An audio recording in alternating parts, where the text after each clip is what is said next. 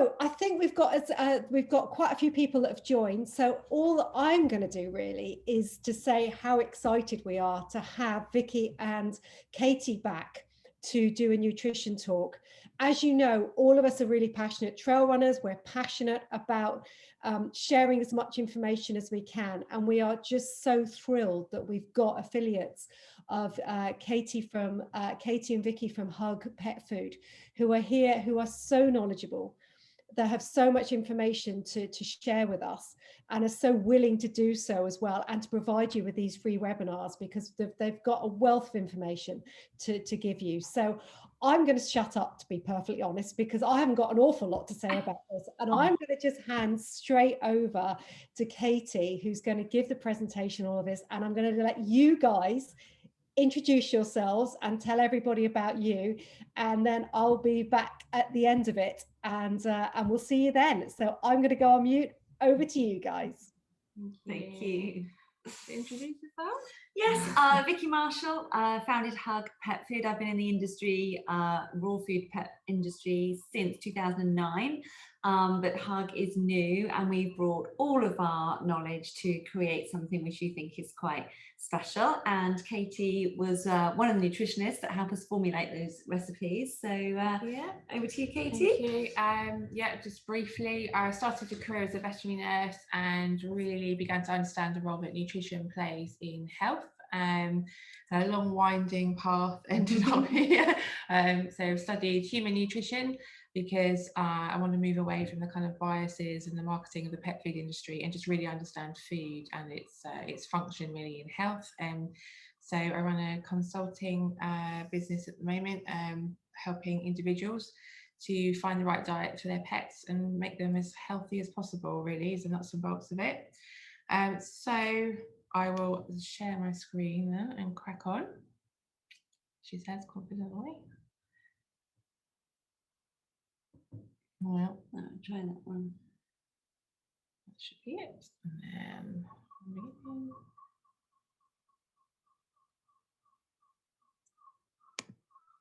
there right. we are. Thank you. Oh, that's not in the way. I'm sorry, I just put you all over there. You all just stand over there. Right. So the kind of question that I guess you're hoping to have answered is, should I be giving supplements to my canine athlete? And I know that it's on the threads on the Facebook page, it's something that comes up quite a lot. So it's again a bit of a marketing minefield, supplements, and there's lots of people telling you this one's the right one and this is the right thing, and lots of conflicting information. So what I'm going to try and do is answer that question for you, and help you to navigate your way really through the kind of crazy aisles of supplements for dogs. So I guess the first point to make really is that it depends what you're feeding your dog to start with. So I've got some examples of different types of diets. So there's a huge spectrum of dog foods on the market, from your kind of cheap cereal-based, highly processed foods up into the beautiful homemade raw diets that you can see pictures of there. And although both of them are, both complete, if you like, they will be very different actually in terms of their nutritional value. So there's whole foods is species appropriate whole foods are always more optimal in terms of nutritional content than maybe the more processed foods. So we might be having to have a little look at your packets of food. So just because they're called working dog food, for example, doesn't mean that they have put in anything, any supplements or anything that will particularly be useful for a working dog. It's there's no sort of legal kind of boundaries with that title. So we just want to you really need to understand what you're feeding first. So hopefully when we've gone through the talk, you can go and have a look at your packet of food, and we'll now know some ingredients to have a look at and see whether they've added them in or not, because some pet foods will add in some of these ingredients that we're going to talk about already, so we don't want to double up equally as much as we want to make sure we fill in the gaps. So it's a bit of a minefield, the word balanced and complete, as I say, especially if you're feeding a food that might say, for active dogs or for working dogs, because actually the pet food guidelines are really quite basic in terms of what they need to provide for your dog. And it's certainly when we start demanding more from our dogs through running, then they certainly haven't been formulated to kind of compensate for that. So if you start to do more than your average 1 to 2 hour walk a day with your dog, then you will be asking more physically of them, and you're going to have to help support them. So it will put strain on muscles and joints and tendons, just as possibly when you started running you got some aches and pains, and certainly my husband can't run very far without his knee flaring up, and you know, it's fine walking, he can walk all day, walks miles with our dogs, but if he tries to run, yeah, he feels it in his knees. So it really does put an impact on, especially in the summer when you're running on sort of harder ground, or if you're running on pavements. So we need to protect the joints and make sure we stop and prevent any inflammation and wear as much as we can, and slow down that kind of the wearing process as much as we can. We want to help the muscles and the soft tissues as well repair from damage. And it sounds, damage is quite a strong word really, because we're not kind of injuring them, but actually, you know, repetitive strain is a form of damage. So we want to really make sure that the dog's got the ingredients, if you like, so they can repair themselves quickly. And just running creates something called free radicals. I talked about this last time a little bit in the last talk, which are unstable atoms that create havoc in your body. And although physiologically we are able to cope with a certain amount of free radicals, if we're producing them a lot by doing long runs, the body needs some help to mop up those free radicals in the form of antioxidants. So that's the kind of categories that we're looking at here really. We're looking at protecting the joints and making sure there's ingredients to repair tissue, soft tissues, and some antioxidants to help clean up those free radicals. They really are the cause of a lot of chronic health conditions. So we want to make sure we get rid of all of those for our dogs. So you might have an instinctive feeling that you want to add something, or you want to make sure you're doing the best for your dog. You've chosen a diet that you think is best, and you found yourself looking for a supplement. And there's so many to choose from. You know, I really don't envy you that. You know, standing there as a consumer can be, you know, really overwhelming. I've done it in other forms for, you know, for horses and children and things, and you just stand there and it's really whatever packaging catches your eye in your budget. So it's quite a difficult task. Really, sports dog supplements tend to be sort of electrolyte recovery fluids, which we talked about in the last talk about hydration and when to replace electrolytes, or joint supplements that tend to be the two kind of categories that they fall under. So again, joint supplements are a huge range. There are some ranging from your vets will be able to provide you with some, and they are lots of raw food companies have them, lots of pet shops have different types, or you could just be buying an oil and thinking that that's doing the job. So there's a lot of range there, and I'm going to teach you or talk through what to look for basically in the right supplement. So we're going to have a little walk through all the ingredients that you will come across. So probably the most common terms or names that you've heard are glucosamine and chondroitin. So these are really well accepted and well researched in dogs and humans to be not only good for the treatment of osteoarthritis, but also good in prevention of joint disease. So it really helps to feed the cartilage. So in our joints, we have bones coming together, and then at the end of the bone is cartilage, and it's smoother, it's protection, it provides a cushion, it really protects the joints end really. So we want that cartilage to be as healthy as possible. And if you do have damage or tear to it, you need to have the, again, ingredients, if you like, or the nuts and bolts ready to repair it, and to be able, for your dog needs to be able to get that back up to optimal, certainly before you would start running again. So it's really well researched that actually that does form part of the cartilage. It's very helpful in repairing. So we can get this naturally, as well as buying it in a supplement form. It actually comes mainly from either krill or green mussel powder. So it's like the what's it called, the chitin of those I'll call them insects, they're not insects, are they? Mollusks, aren't they? Sort of shellfish, yeah. mollusks. Yeah, shellfishy type thing. So it actually comes naturally from them, and that's where a lot of the supplements are come from, or actually they are growing it now from fungi as well in laboratories. So, and it comes in different forms as well. So naturally, as we would find it in our bodies, it's actually glucosamine 6-phosphate, and I've listed there the other types. I won't read those out, but the long words, so glucosamine hydrochloride. These are, you know, sort of much more either manufactured or in a laboratory, so they're not in the same sort of natural form as you would find. Also, obviously, if you're feeding a bone and cartilage in carcass, then your dog will be taking that in through their whole food diet naturally anyway. So a really great way of getting it in a cheaper form, probably, than buying it in a supplement, is to you know, make bone broth is really full of glucosamine, or using one of these Creole powders or similar to get that in. And you can give it daily as part of a prevention. It's not something that we have to wait until we see signs to give. So it's part of the diet, either through a supplement or through the diet through you know, the raw meaty bones or carcasses, will actually you know, really help your dog to gain what it needs in terms of the ingredients to repair the cartilage. So that's definitely a tick for glucosamine and chondroitin, definitely something I would be looking for. So you make a note of that in your lists. Now, this is MSM, which is it's a sulfur-based compound, and it's naturally an anti-inflammatory, which is wonderful, because if you've been for a run and, you know, your joints have been impacting on a surface, you'll probably get a little bit of inflammation. So a natural sulfur-based anti-inflammatory is perfect, and there's a lot of research again to confirm that it really has an anti-inflammatory effect on arthritis, but can be used as prevention as well. It happens to have antioxidants properties as well, which is something we were talking about before with the free radicals. So it's a double winner, MSM.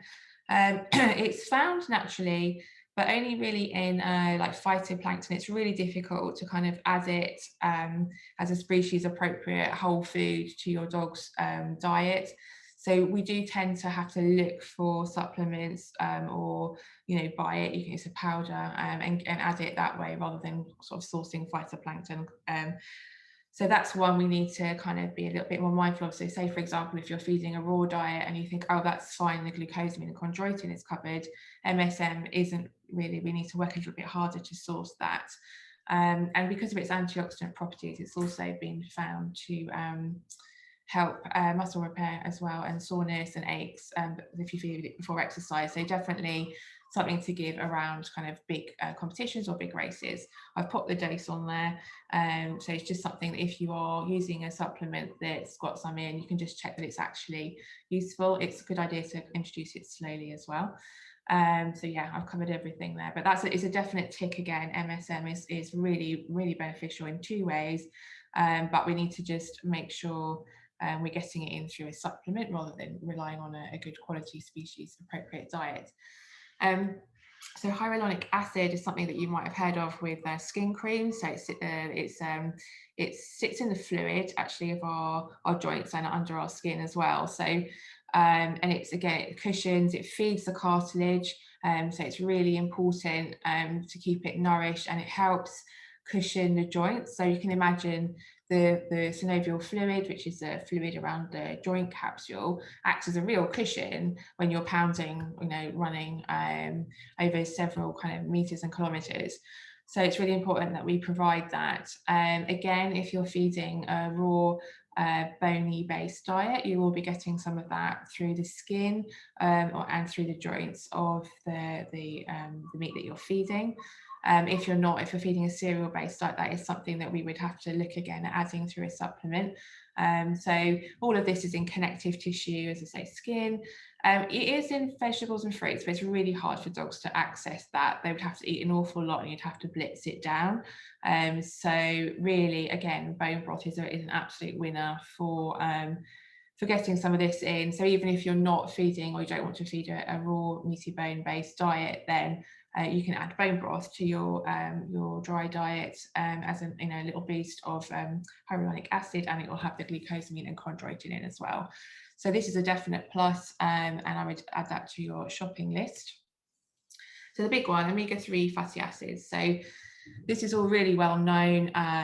They're really, really beneficial for lots of things, general inflammation throughout the body, brain health. So they help your dogs to stay focused during sort of training, but also very much research their anti-inflammatory effects on joints. So these are definitely worth putting in the diet. So there's many types available. They all have different qualities, if you like, and so there's different ratios of the types of acids within them. There's different ways that they're absorbed. Hemp oil is kind of fashionable at the moment, which does a good job of some things, but when we're particularly looking at joints, we would be wanting to get, krill oil is the absolutely superior. It will have it's bound to the phospholipid membrane of the cell. Go back to our GCSE biology days, rather than being carried in the fats. So without getting too technical, it's just very much easier absorbed and really cushions every cell membrane. So it's really, if you can get a nice, clean, sustainable source of krill oil, that's absolutely brilliant. It's also in green lip mussel powder as well, and the krill powder has the whole pack. Those kind of ingredients are really brilliant because they bring the glucosamine and the omega-3 with them, and they have their own antioxidants too, so really useful ingredients. Again, this is something that we don't need to wait until we're seeing symptoms to supplement. This is something we want to be doing, as a preventative, really from the word go. We need to be mindful of the omega-3 in our pets' foods. So if you're feeding, and how much and when to do this is really depends, again, going back to the beginning, on what you're feeding your dog currently. So particularly if you're feeding, not a dry cereal-based feed, you do want to ask the manufacturer what the omega-6 to 3 ratio is. So omega-3 sits in a natural ratio with omega-6, and they balance each other out because omega-6 is actually inflammatory. So you want to be making sure that that ratio is correct. And even if you are feeding a whole feed raw diet, if you're feeding just chicken, for example, or just duck and chickens or turkey, the poultries, they tend to be quite high in omega-6, or very high actually, not just quite high, significantly high. So you want to be adding in some omega-3 into that diet to balance it out. And you can do that in the form of literally buying oily fish, tins of oily fish in water. Mackerel is brilliant. Or using these shellfish powders are really beneficial. So a massive tick for omega-3. That should be the one thing out of everything today. If you choose one thing, it's just to buy an oil. But as I say, lots of supplements have these already with them. So that brings us on to antioxidants. So in a strange way, when you put omega-3 in, actually your body needs more antioxidants too. So it's something that we really need to be mindful of. The fish oil, so like the krill oil, comes with its own antioxidants. So it's a really powerful antioxidant. I can't remember the figure, but it's much more powerful than things like vitamin E. So it's called astaxanthin in krill powder and oil. So it's really important. So again, you can add in antioxidants. There's many of them, just by adding colour to your dog's feed. So if we go back to those first slides, if you can remember the bowls of food, and you've got the brown sort of cereal-based feed, there's no colour in there, and the colour they're called phytonutrients, and they are antioxidants. So you can add in greens, berries. They're really full of antioxidants. That's a really easy, cheap way to get them into your dog.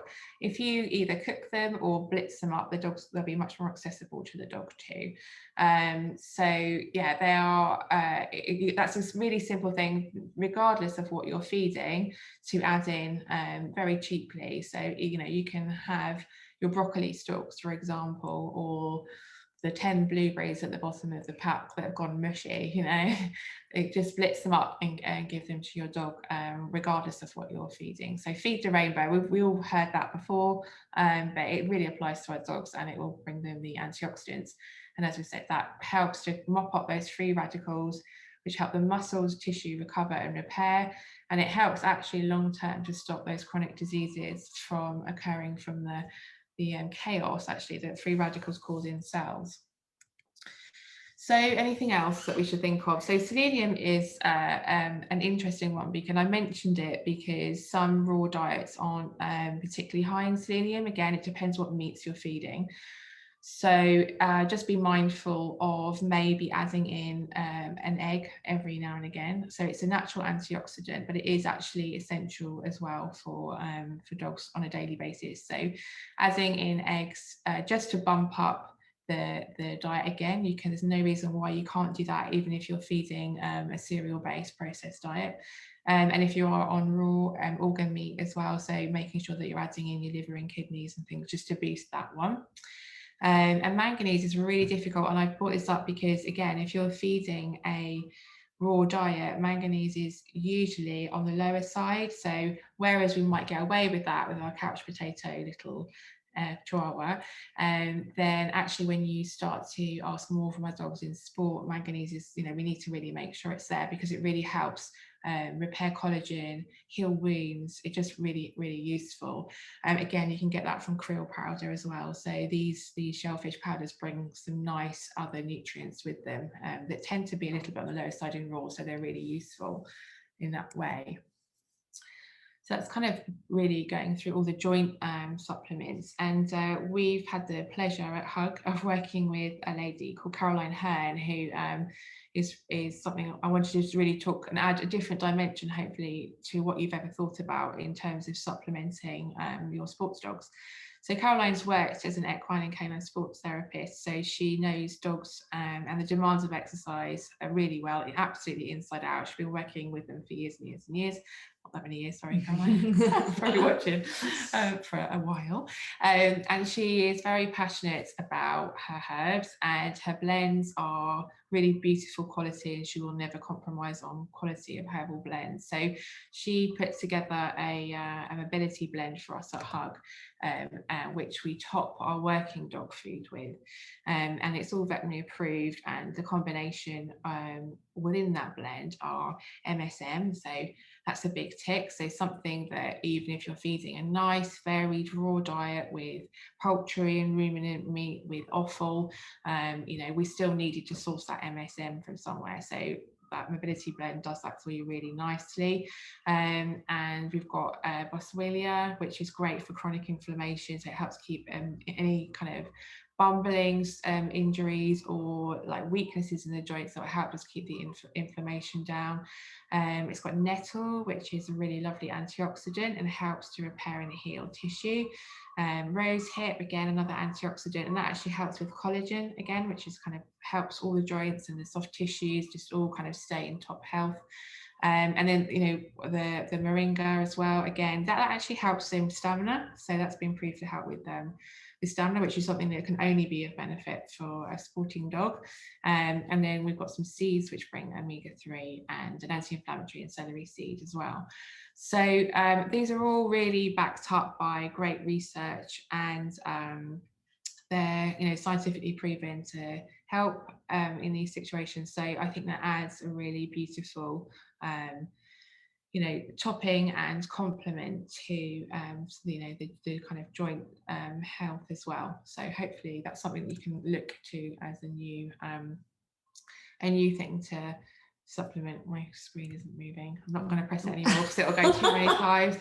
Okay, so that's kind of a whirlwind tour of the nutrients and the supplements that we need to be thinking of. And I just want to kind of reiterate really where we're at with it. So going back to the beginning, it's really important that you kind of understand what you're already putting in. So don't buy a supplement when your dog food has already got plenty of omega-3 in, and plenty of glucosamine in. But also, when pet foods put these products in, they don't have to put a certain amount in really before they declare it. So it's about kind of understanding how far that pet food has gone in tailoring the food. And you can, give them a call. It's a simple question. We actually did a bit of homework this week, and because when I was writing the talk, it kind of occurred to me that actually Hugs, without sounding like an advert, Hug working dog, actually if you're feeding that, we have the bone, the joint, the connective tissue, We have the krill powder in there, which has the omega-3 and the antioxidants. We have the herbs, the herbal blend from Caroline on top. And actually, when we were talking about, both Vicky and I have got older dogs, and we were talking about the cost of supplements. But actually, I think something to ask yourself is it actually cost effective to buy maybe a cheaper food but spend maybe £30-40 on a joint supplement? Some of the supplements were sort of £1.20 a day. Yeah, you know, on top of the food. So it was quite shocking actually, and that was just supporting one element. I think that's what we were looking at, and you know, some of the companies sell the food and then 3 or 4 supplements on top. So you buy the food, then you buy 2 supplements, and you spent £4 a day.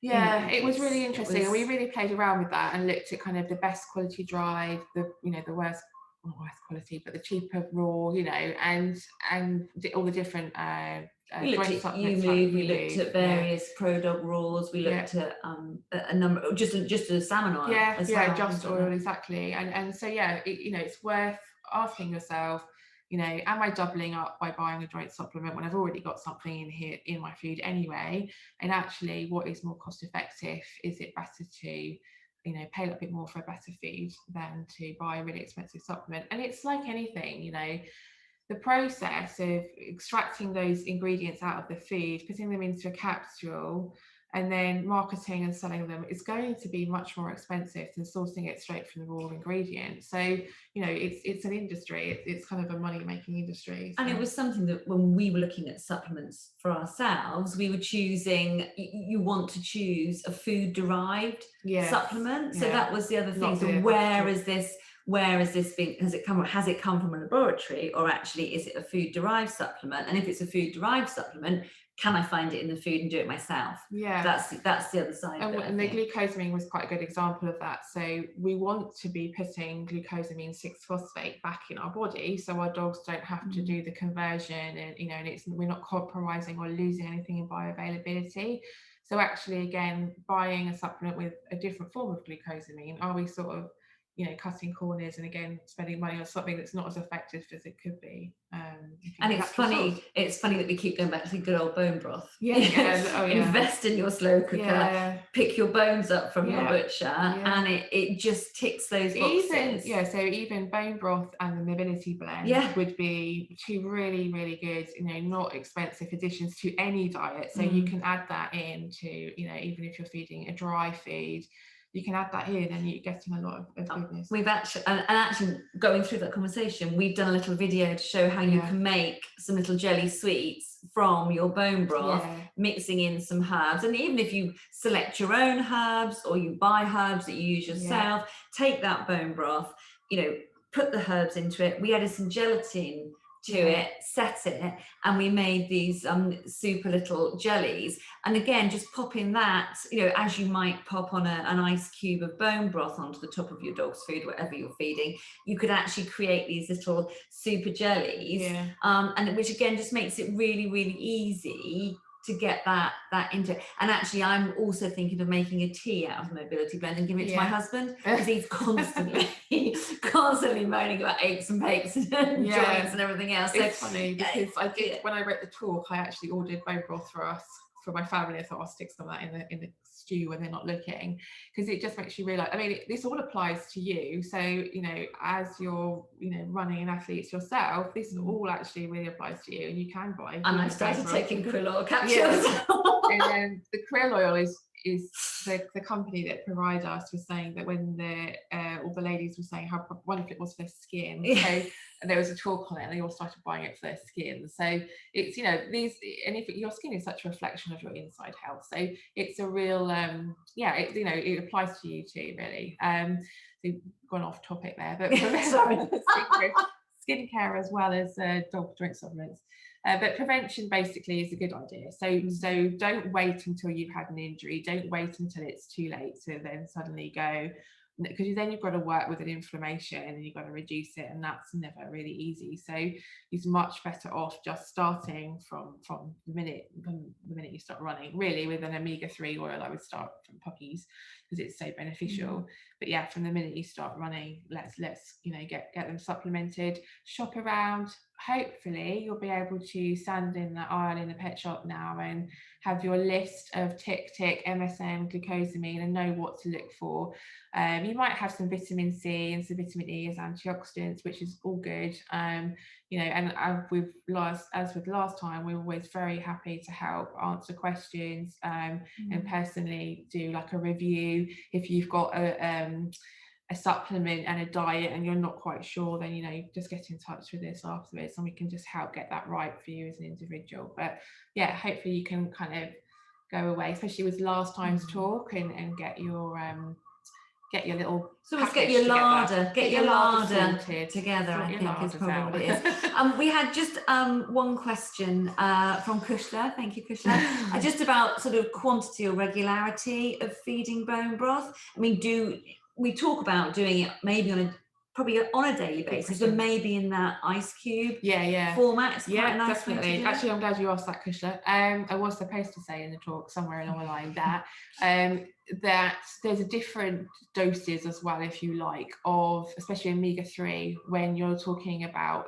therapeutic ranges. So if you were to go to your vets and get their specific I can't remember Nutriqueen, is it called? Something like that. Nutriqueen. Like they have therapeutic ranges of omega-3, so, and they're a lot higher. It's very safe to give, but as a prevention, obviously you have sort of lower levels. So yeah, absolutely, you know, 2 or 3 ice cubes on your bone broth every day would be great. You can't overdo this stuff, and you can be quite flexible with it. So you know, one kind of you know, one day if you don't do anything, that's fine, but you know, maybe at least 3-4 times a week trying to sneak something like that in would be really useful. It's the same with an egg, isn't it? Putting an egg on once or twice a week is quite a nice balance if you're looking to boost the selenium that we were talking about. Definitely. Yeah.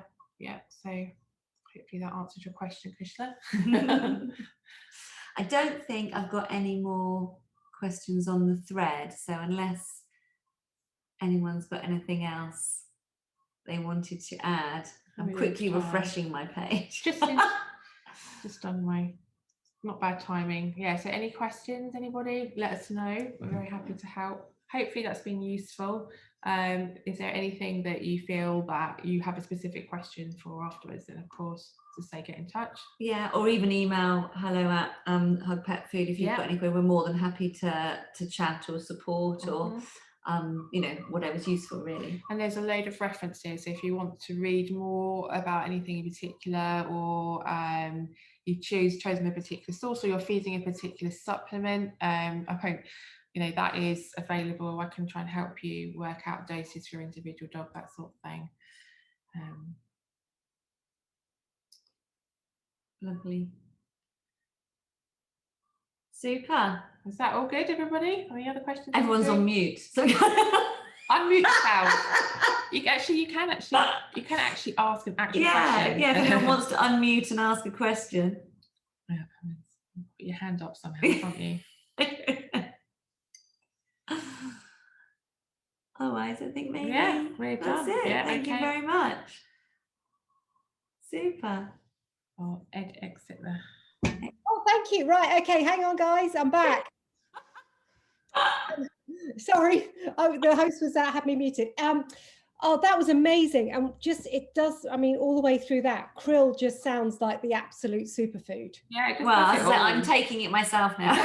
It really does. And what I really like, it was great to hear as well, the fact that all of the herbs, you know, have got scientific backing. You know, it's scientifically proven that they work, which I think a lot of people kind of, you just go, oh, it's a couple of herbs, but the fact that they've got this referencing behind it as well really does, you know, it gives you the confidence as well, for me as well, to think. Yeah, it really does.